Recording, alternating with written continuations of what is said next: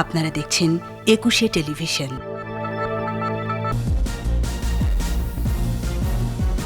বাজারে পরিবহন ধর্মঘটের প্রভাব, যাত্রীর চাপ বাড়ছে রেলে, ভাড়া পুনর্নির্ধারণে বৈঠক রোববার। বিচারহীনতার সংস্কৃতি থেকে বেরিয়ে আসার আহ্বান, অসাম্প্রদায়িক দেশ করতে ৭২-এর সংবিধান পুনঃপ্রবর্তনের দাবি।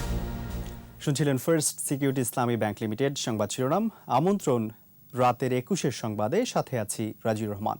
দর্শক, একুশে টেলিভিশন সংবাদ একই সাথে সরাসরি দেখতে পাবেন আমাদের ফেসবুক পেজ www.facebook.com/2124 অনলাইনে। পরিবহন ধর্মঘটের প্রভাব পড়েছে নিত্যপণ্যের বাজারে। ট্রাক, কাভার্ড ভ্যান চলাচল না করায় কাঁচামাল সহ অন্যান্য পণ্যের সরবরাহ কম, দামও বাড়তি। এদিকে গণপরিবহন না থাকায় দ্বিগুণ তিনগুণ ভাড়ায় রিক্সা, মোটরসাইকেলে যাতায়াত করতে হচ্ছে। দূরপাল্লার যাত্রীরা ভিড় করছে রেল স্টেশনে। আকবর হোসেন সুমনকে সাথে নিয়ে মানিক শিকদারের রিপোর্ট। বাস, ট্রাক ধর্মঘটের দ্বিতীয় দিনেই প্রভাব পড়তে শুরু করেছে নিত্যপণ্যের বাজারে। বিক্রেতারা বলছেন সরবরাহ কম, তাই দাম বাড়ছে। ধর্মঘট চলতে থাকলে দাম আরও বাড়বে। ট্রাকগুলোতে আসতে পারতেছে না, এই কারণে আরো বেশি বাজারের দামটা বাইরে গেছে বেশি। আর ১৫০ টাকার ভাড়া ৫০০ টাকা দিয়ে আয়ে ডাইল কোন, চিনি কোন, তেল কোন, সমস্ত কিছু এই উচিলে আবার বৃদ্ধি পাইব। আমাদের পরিস্থিতি কি হইব তখন? আমরা তো কাস্টমারকে বুঝাইতে পারি না। এদিকে রাজধানীর রাজপথে বিআরটিসির কিছু বাস চললেও অন্য কোনো গণপরিবহন নেই। বাধ্য হয়ে বাড়তি ভাড়ায় যাতায়াত করতে হচ্ছে রিক্সা, সিএনজি চালিত অটোরিকশা, মোটরসাইকেলে। বিআরটিসি যেতে পারি, না হলে রিক্সায় যাব বা সিএনজিতে। এখান থেকে মিরপুরে সিএনজিতে চায় ৫০০ টাকা। দূরপাল্লার বাস চলাচল বন্ধ থাকায় চাপ বেড়েছে রেলে। গাদাগাদি করে টিকিটের জন্য লাইনে যাত্রীরা। পরিবহন বন্ধ থাকার কারণে রেল স্টেশন আসছি এবং রেলেও টিকিট মিলে না, অনেক প্রচুর যাত্রী। এখন যে ট্রেনটা ছাড়বে, এখন সময় 10টা ওভার হয়ে গেছে, এর টিকিট 7টার আগে শেষ। রেল কর্তৃপক্ষ বলছে চাপ সামাল দিতে বিভিন্ন ট্রেনে অতিরিক্ত বগি সংযোজন করা হয়েছে।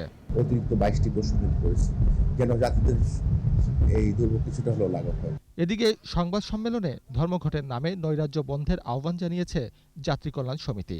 জ্বালানি তেলের মূল্য 15 টাকা বৃদ্ধি পাওয়ায় এবার বাস ভাড়া যাতে 15 পয়সার বেশি না বাড়ে সে বিষয়টি বিবেচনায় নেওয়ার জন্য আমি বাস ভাড়া নির্ধারণ কমিটি তথা সরকার ও বাস মালিক শ্রমিক নেতৃবৃন্দের কাছে জোর দাবি জানাচ্ছি। একই সাথে ডিজেলের বর্ধিত মূল্য প্রত্যাহারেরও দাবি তাদের। সাধারণ মানুষ যাতে ক্ষতিগ্রস্ত না হয়। মানিক শিকদার, একুশে টেলিভিশন, ঢাকা। এদিকে পরিবহন ধর্মঘটে দেশের বিভিন্ন স্থানেও বেড়েছে নিত্যপণ্যের দাম, আর যাতায়াত নিয়ে ভোগান্তিতে রয়েছেই। প্রতিনিধিদের সহায়তায় আরো জানাচ্ছেন মাসুম আলিসা। কর্মসূচির সমর্থনে চট্টগ্রাম নগরীতে বিক্ষোভ করছে পরিবহন শ্রমিকরা। বাস চলাচল বন্ধ থাকায় ভোগান্তিতে পড়েছে কর্মজীবী ও সাধারণ মানুষ। সরকার আমাদেরকে নিজের মুখে বলতে হবে ভাড়া দিতে হবে, তেলের দাম আগের মতন করে দিতে হবে। ভার্সিটি আছে, সবকিছু এখন অফলাইনে করছে। এখন এই অবস্থায় যদি এরকম করে, যে এই যে দুর্ভোগ আমরা পড়তেছি। রংপুরেও চলছে পরিবহন ধর্মঘট। কৃষকরা জানিয়েছেন ডিজেলের দাম বৃদ্ধিতে কৃষি উৎপাদনে ব্যয় বাড়বে। বর্তমান যে আলুর আবাদে অন্তত 4 থেকে 4 বার সেচ দিতে হয়, এই সেচ দেওয়া সম্ভব হবে না। তেলের দাম যদি বাড়ে, গাড়ি ভাড়া বাড়ে, এই ভাড়াটা কোনোদিন আর পূর্বের জায়গায় ফিরে যায় না। ময়মনসিংহে বাস, ট্রাক, কাভার্ড ভ্যান চলাচল বন্ধ রয়েছে। সাধারণ মানুষের পাশাপাশি ভোগান্তিতে পড়ার কথা বলছেন পরিবহন শ্রমিকরা। নতুন করে আলোচনা করে বসুক, তাদের যদি তেলের দাম কমুক, যদি ভাড়া বাড়াতে হয় তো বাড়াক, আমাদের কেন কষ্ট হবে। খুলনায় গণপরিবহন না থাকায় দুর্ভোগে সাধারণ যাত্রীরা। পণ্য পরিবহন বন্ধ থাকায় বরিশালের বিভিন্ন হাটবাজারে নিত্যপণ্য ও কাঁচামালের দামও কিছুটা বেড়ে গেছে। এছাড়া নোয়াখালী, সিরাজগঞ্জ, গাজীপুর, কুষ্টিয়া, মেহেরপুর সহ বিভিন্ন স্থানে পরিবহন না থাকায় দুর্ভোগে পড়েছেন যাত্রীরা। মাসুম আলিসা, একুশে টেলিভিশন। পরিবহন মালিক ও সংশ্লিষ্টদের সাথে রোববার বৈঠকে বসবে বিআরটিএর ভাড়া পুনর্নির্ধারণ কমিটি, জানিয়েছেন সড়ক পরিবহন ও সেতু মন্ত্রী ওবায়দুল কাদের। ভার্চুয়াল ব্রিফিংয়ে তিনি আশা প্রকাশ করেন বৈঠক থেকে ইতিবাচক সিদ্ধান্ত আসতে পারে। আগামীকাল বিআরটিএর ভাড়া পুনর্নির্ধারণ কমিটির বৈঠক হবে। সেখানে পরিবহন মালিক, শ্রমিকদের প্রতিনিধি সহ সংশ্লিষ্ট অন্যান্য স্টেক হোল্ডারদের সঙ্গে বৈঠক হবে। সকলের সাথে আলাপ আলোচনা করে জনগণের উপর বাড়তি চাপ যেন সহনীয় পর্যায়ে থাকে সে ব্যাপারে ইতিবাচক উদ্যোগ ও প্রয়াস অব্যাহত রয়েছে। বিচারহীনতার সংস্কৃতি থেকে বের হয়ে সাম্প্রদায়িক সম্প্রীতি বিনষ্টকারীদের দৃষ্টান্তমূলক শাস্তি দিতে পারলে দেশে সম্প্রীতি বজায় থাকবে। জিয়া মুশতাক চক্র বঙ্গবন্ধুকে হত্যা করে গণতন্ত্রকে হত্যা করে, ধর্মের রাজনীতি তৈরি করেছে। রাজধানীতে এক সেমিনারে এসব কথা বলেন বক্তারা। এদিকে মুক্তিযুদ্ধের চেতনায় অসাম্প্রদায়িক বাংলাদেশ করতে ৭২-এর সংবিধান পুনঃপ্রবর্তনের দাবি জানিয়েছে বাংলাদেশ ওয়ার্কার্স পার্টি। মাহমুদ হাসানের রিপোর্ট। উগ্রবাদ, মৌলবাদ, ধর্মীয় অসহিষ্ণুতা ও সংখ্যালঘু আক্রমণ মুক্তিযুদ্ধের চেতনা ও সংবিধানের মূলনীতির সাথে সাংঘর্ষিক। এই শিরোনামে সেমিনারের আয়োজন করে বাংলাদেশ হেরিটেজ ফাউন্ডেশন। জাতীয় জাদুঘরে এই সেমিনারে বক্তারা অসাম্প্রদায়িক বাংলাদেশ তৈরিতে করণীয় নিয়ে আলোচনা করেন। এই সাম্প্রদায়িক সহিংসতার সাম্প্রতিক সময়ে কুমিল্লা সহ দেশের বেশ কয়েকটি স্থানে ঘটে যাওয়া সাম্প্রদায়িক হামলার বিষয়ে বক্তারা বলেন, জড়িতদের পাশাপাশি কুশীলবদের চিহ্নিত করতে হবে। যে সামাজিক যোগাযোগ মাধ্যম ব্যবহার করে সাম্প্রদায়িক বিষ বাষ্প ছড়ানো হচ্ছে, সেই মাধ্যম ব্যবহার করেই সাম্প্রদায়িক সম্প্রীতি ধরে রাখার পদক্ষেপ নিতে হবে। বিচারহীনতার সংস্কৃতি থেকে আমাদের বেরোতে হবে। একটি হলেও বিচার করতে হবে এবং দৃষ্টান্তমূলক বিচার করতে হবে। সারা পৃথিবীকে জানিয়ে দিতে হবে যে ঠিক আছে, বাংলাদেশে কিছু দুষ্ট লোক আছে, বাংলাদেশে কিছু সাম্প্রদায়িক উগ্রবাদী মানুষ আছে, তাদের সংখ্যা কম, তাদের বিরুদ্ধে গোটা বাংলাদেশ রুখে দাঁড়িয়েছে, এই তার প্রমাণ। ৭১-এ যারা বাংলাদেশ চায়নি তারাই সাম্প্রদায়িক সহিংসতার ঘটনা ঘটাচ্ছে। কুমিল্লার ঘটনায় জড়িত ইকবালের সাথে তারেক রহমানের সম্পর্ক রয়েছে বলেও মন্তব্য করেন বক্তারা। ৭১-এর পরাজিত অপশক্তি যারা বাংলাদেশের স্বাধীনতা চায়নি এবং বাংলাদেশ স্বাধীন হওয়ার পরে খুনি মোস্তাক, খুনি জিয়া যখন বঙ্গবন্ধুকে হত্যা করে ক্ষমতা পেল, তখনই তারা চেষ্টা করলো আবার সাম্প্রদায়িকতার ভিত্তিতে দেশকে পাকিস্তানিকরণের বিষয়ে। এদিকে জাতীয় প্রেস ক্লাবের সামনে সাম্প্রদায়িক সম্প্রীতি রক্ষার আহ্বানে মানববন্ধন আয়োজন করে বাংলাদেশ ওয়ার্কার্স পার্টি। এ সময় বক্তারা বঙ্গবন্ধুর স্বপ্ন বাস্তবায়নে অসাম্প্রদায়িক দেশ গড়ার তাগিদ দেন।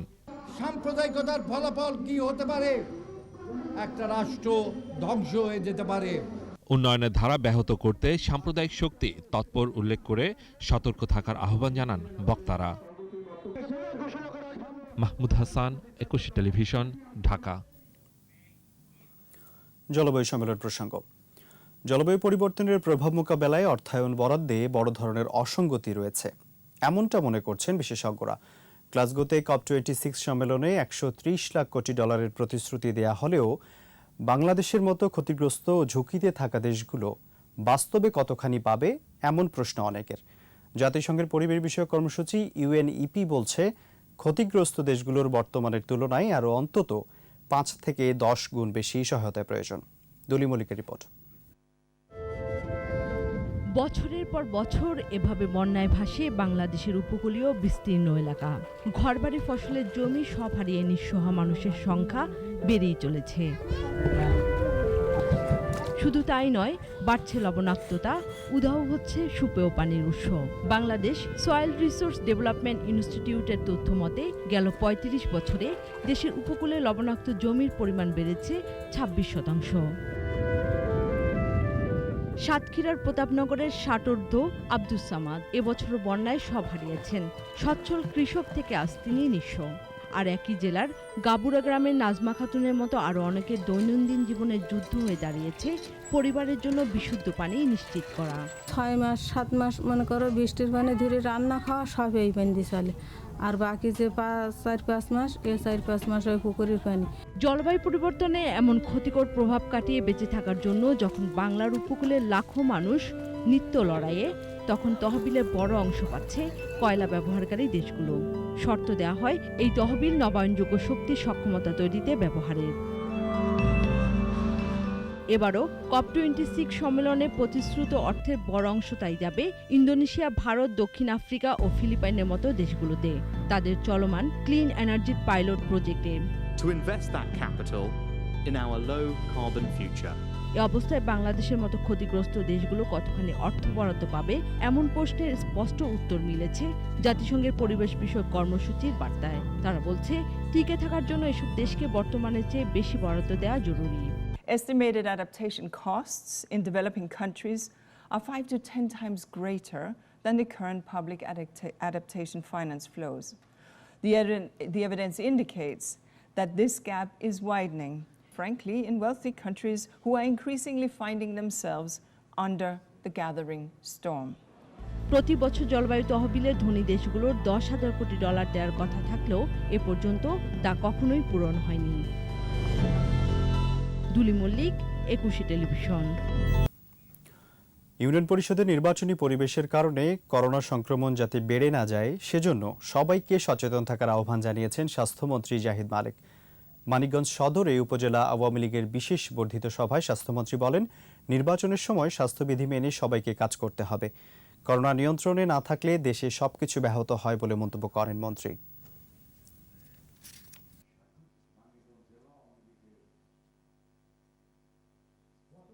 সারা দেশেই তো ইউনিয়ন কাউন্সিলের নির্বাচন হচ্ছে, নির্বাচন সুষ্ঠুভাবে হোক আমি চাই, এবং নির্বাচনের যে অ্যাক্টিভিটি আছে কাজকর্ম জানি স্বাস্থ্যবিধি মেনে করা হয়।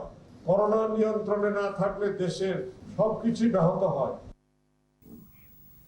কমিউনিটি ক্লিনিক পর্যায়ের করোনার টিকাদান কর্মসূচি শুরু হয়েছে, চলবে 12 নভেম্বর পর্যন্ত। সব মিলিয়ে 13,000 কমিউনিটি ক্লিনিকে পর্যায়ক্রমে সিনোফার্মে টিকা দেওয়া হবে। প্রতি ক্লিনিকে গড়ে 500 জনকে দেওয়ার লক্ষ্যমাত্রা ধরা হয়েছে। সকাল থেকে গাজীপুর জেলায় 220টি এবং টাঙ্গাইল, গোপালগঞ্জ, কুষ্টিয়া, সিরাজগঞ্জ ও দিনাজপুরের হিলি সহ বিভিন্ন জেলার কমিউনিটি ক্লিনিকগুলোতে চলে এই টিকাদান কার্যক্রম।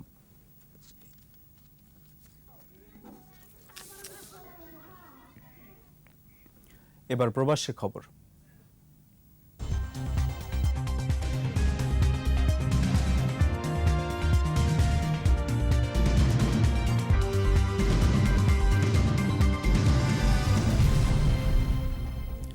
ইতালির মিলানে নবনিযুক্ত বাংলাদেশের কনসাল জেনারেল MJH জাবেদের সাথে মতবিনিময় করেছেন প্রবাসী কমিউনিটির নেতাকর্মীরা। অনুষ্ঠানে মিলানে বসবাসরত বাংলাদেশিরা তাদের বিভিন্ন সমস্যার কথা তুলে ধরেন। এ সময় নতুন কনসাল জেনারেল এসব সমস্যা দ্রুত সমাধানের ব্যাপারে আশ্বস্ত করেন। এছাড়া শ্রম কনসাল সাব্বির আহমেদ প্রবাসীদের ওয়েজ অনার্স বোর্ড মেম্বার হওয়ার জন্য আহ্বান জানান। অনুষ্ঠানে আরও বক্তব্য রাখেন কনসাল AKM শামসুল্লাহ আহসান। উপস্থিত ছিলেন মিলান লোম্বার্দিয়া আওয়ামী লীগ ও তার সহযোগী সংগঠনের নেতাকর্মীরা। প্রবাসী বাঙালি সাংবাদিকরাও যোগ দেন অনুষ্ঠানে। পৃথিবী থেকে সংঘাত অশান্তি দূর করতে প্রবাসী বাঙালিদের মহানবী হজরত মুহাম্মদ সাল্লাল্লাহু আলাইহি সাল্লামের আদর্শ অনুসরণ করে চলার আহ্বান জানিয়েছেন দুবাই নিযুক্ত বাংলাদেশের consul general BM Jamal Hossain. দুবাইয়ে বাংলাদেশ বিজনেস অ্যাসোসিয়েশন আবির আয়োজিত আলোচনা সভায় প্রধান অতিথির বক্তব্যে তিনি একথা বলেন। অনুষ্ঠানে সভাপতিত্ব করেন বিজনেস অ্যাসোসিয়েশনের সভাপতি জুলফিকার ওসমান। সঞ্চালনায় ছিলেন সাধারণ সম্পাদক মোহাম্মদ ইয়াকুব শৈরিক। এছাড়া বিশেষ অতিথি ছিলেন আবু জাফর চৌধুরী, অধ্যাপক আব্দুস সবুর, শেখ ফরিদ আহমেদ CIP সহ আরও অনেকে। আলোচনা শেষে বিশ্ব উম্মার শান্তি চেয়ে মোনাজাত করা হয়।